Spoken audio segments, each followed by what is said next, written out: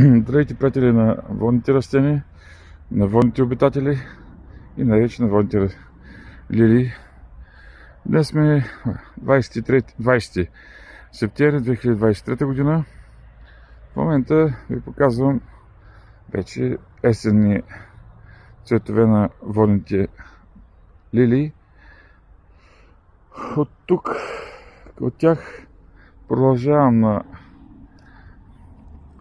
пампаската трева. Днес най-вече обръщам внимание на пампаската трева, която е прекрасно растение, което се вържи с водните езера. Ето една риба, която в момента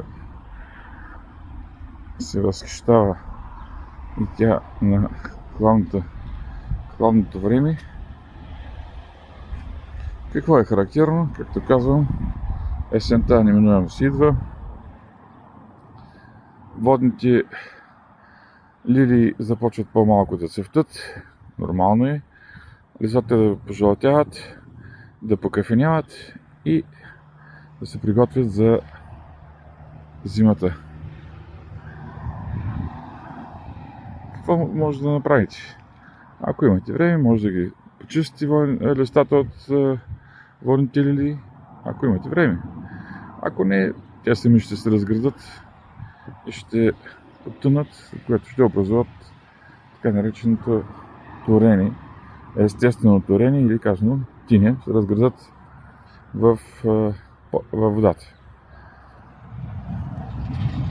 Днес в Плевен температурата около 22 градуса, в момента 11 часа. Прекрасно време.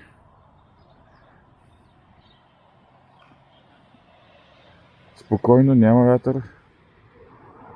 Виждате. И пак още веднъж показвам ви красотата на пампаските треви.